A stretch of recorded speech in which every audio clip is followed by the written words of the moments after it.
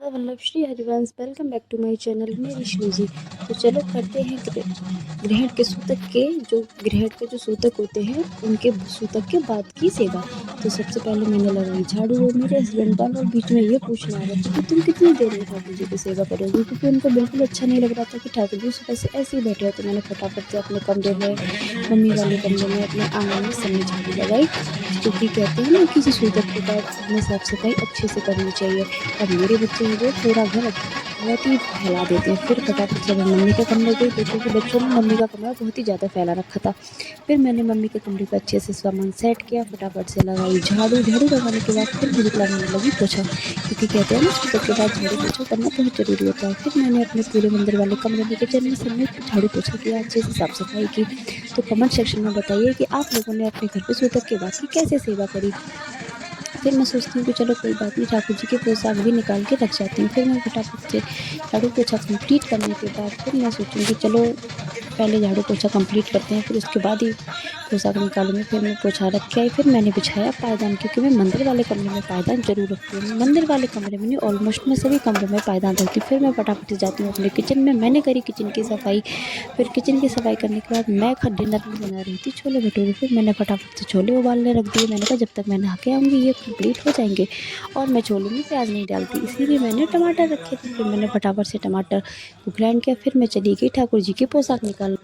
फिर उसके बाद फटाफट से मैंने ठाकुर जी के कपड़ों का बैग खोला और निकाली उनकी पोशाक। मैंने ज़्यादा हैवी पोशाक नहीं निकाली थी, क्योंकि अब सोने का ही टाइम है, तो ज़्यादा हैवी पोशाक, ज़्यादा हैवी ज्वेलरी करके क्या फ़ायदा, क्योंकि फिर थोड़ी देर बाद मुझे फिर बढ़ानी पड़ती। इसीलिए मैंने ठाकुर जी को ज़्यादा हैवी पोशाक नहीं पहनाई थी, बहुत लाइट सी पोशाक निकाली थी, बहुत हल्की सी नाइट वेयर में, जो गर्मियों में अक्सर मेरी राधा रानी और ठाकुर जी पहनते हैं। फिर मैंने निकाले छोटे ठाकुर जी के कपड़े, माता रानी के सब कपड़े मैंने निकाले, क्योंकि आज तो सबके कपड़े बदलने होते हैं। तो मैंने फटाफट से सबके कपड़े निकाल दिए। फिर कर दिया बैग को बंद, सामान अच्छे से सेट कर दिया, क्योंकि ठाकुर जी के ये सारे कंबल थे तो इधर उधर इनको नहीं रख सकते। आप मुझे कमेंट सेक्शन में बताइए कि आपने जो आज की सेवा थी वो कैसे करी थी। और क्योंकि ग्रहण के बाद की जो सेवा होती है वो बहुत ही ज़्यादा खास होती है। फिर मैं आपको दिखाने जा, चलो ठीक है, बाय बाय, टाटा, मैं चलती हूँ नहाने। फिर मैं चली गई नहाने। फिर मैं फटाफट से नहा के आई। मैंने अपने बालों को पोंछा, क्योंकि मेरे साइनस की दिक्कत है, तो इस वजह से मैंने फटाफट से अपने बालों को पोंछा, ड्राई किया। फिर मैंने कहा चलो थोड़ा सा टचअप कर लेते हैं, तब तक आप मेरा पर्दा देखिए जो कि है ब्लू कलर का। फिर मैं वापस आई। फिर मैंने लगाया बालों में क्लेचर, लिया दुपट्टा। फिर मैंने सोचा कि चलो थोड़ा सा चेहरे का टचअप कर लेती हूँ, ज़्यादा तो कुछ नहीं, मैं लगाती हूँ बेबी हिमालय लोशन, जो कि ऑलमोस्ट बच्चों के लिए यूज़ किया जाता है। फिर मैंने फटाफट से लगाया लोशन। फिर मैं लेने चली गई लिपस्टिक, जो कि मेरी बहुत ही फेवरेट है। मुझे लिपस्टिक लगाना बहुत पसंद है। आप कमेंट सेक्शन में बताइए आपको पसंद है लिपस्टिक लगाना। मेरी लिपस्टिक बहुत ही कम दिन चलती है, क्योंकि मुझे बहुत पसंद है लिपस्टिक लगाना। फिर मैंने फटाफट से लगा ली लिपस्टिक। फिर मैंने लगाया सिंदूर। मैंने कहा चलो अब करते हैं अपने ठाकुर जी की सेवा। फिर मैं गई अपने मंदिर में, मैंने अपने भगवान जी को जगाया, हाथ जोड़े। फिर मैं फटाफट से मैंने किया अपने फ़ोन को सेट। फिर मैंने किया अपना मंदिर साफ़। उनका चलो फटाफट से अपने भगवान जी को सबको बाहर निकालती हूँ। ये रहा उनका खाना, जो कि मैंने सूतक के टाइम रख दिया था, क्योंकि उनको, वो भी छोटे से बाबू है ना, तो उनको भी भूख लगेगी। तो कमेंट सेक्शन में बताइए कि आप लोगों ने क्या क्या रखा था उनके खाने के लिए। फिर मैंने सारे भगवान जी को बाहर निकाला। ये रहे मेरे छोटे ठाकुर। तब तक आप इनके दर्शन कीजिए और बोलिए राधा वल्लभ श्री हरिवंश। फिर मैंने पूरा मंदिर अच्छे से साफ़ किया और जो अवरी थी वो निकाली। फिर मैं लेने चली गई कपड़ा और पानी, जो कि मैं भूल गई थी। फिर मैं लेके आई अवरी, ये रही प्यारी सी अवरी, जो कि मुझे बहुत पसंद थी। फिर मैंने फटाफट से कपड़ा भिगोया, पानी, फिर मैंने मंदिर को अच्छे से पोंछा। पूरा मंदिर मैंने अच्छे से पोंछा। फिर उसके बाद मैंने बिछाई अवरी। ये देखो, मैं आपको वीडियो में अवरी भी शो कराई थी, ये रही प्यारी सी अवरी। फिर मैंने बिछाई मंदिर में अवरी, सारे भगवान जी को अच्छे से पोंछा। फिर मैंने सारी तस्वीरें पोंछ के फटाफट से मंदिर को सेट कर दिया, क्योंकि जब मंदिर साफ़ होता है ना, तो पूजा करने में भी बहुत अच्छा लगता है। मैं तो अपने दिल की बात बताती हूँ कि मुझे भगवान से जुड़ी हर चीज़ करनी बहुत अच्छी लगती है। मुझे मंदिर साफ़ करना अच्छा लगता है, मुझे सेवा करनी अच्छी लगती है। फिर मैंने फटाफट से सारे भगवान जी को नहलाया। सबसे पहले बारी आई मेरे छोटे कन्नू की।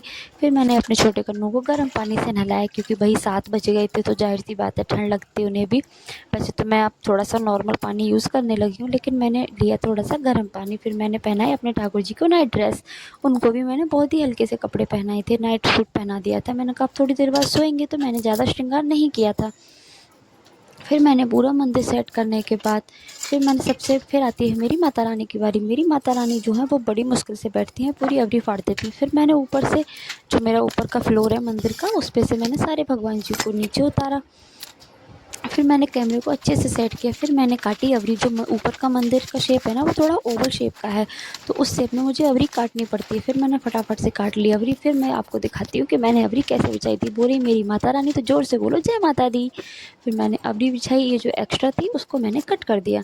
फिर मैं अवरी बिछाने के बाद फिर मैंने अपनी माता रानी को नहलाया, फिर उन्हें पोशाक पहनाई। अब आप देखिए कमेंट सेक्शन में, मेरी जो माता रानी है वो मतलब बहुत ही प्यारी है, क्या ही बताऊँ आपको, बहुत अच्छी है। फिर मैंने फटाफट से उनको अच्छे से पोंछा। फिर मैंने टप लिया, टप में बैठा के उनको भी नहला दिया। पहले मैंने सोचा चलो इनको पोंछ देती हूँ, मैंने कहा नहीं इनको भी नहलाती हूँ। फिर मैंने फटाफट से अपनी माता रानी को नहलाया, उन्हें पहनाई प्यारी सी पोशाक। फिर मैं उनको ऊपर विराजमान कर दूँगी। देखो है ये जल्दी बैठेंगी नहीं, नहीं भई नहीं, हम तो परेशान करेंगे। जैसे मेरे कन्नू परेशान करते हैं ना, वैसे ही ये भी परेशान करती हैं ऊपर बैठने में।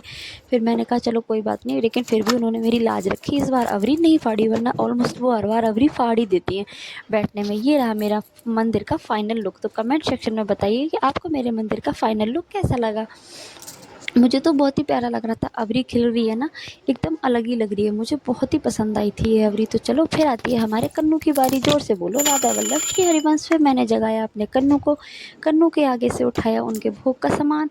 फिर मैंने कन्नू के जोड़े हाथ और कन्नू का लिया आशीर्वाद, लाली का लिया आशीर्वाद। फिर चलो फिर आती है उनके स्नान की बारी।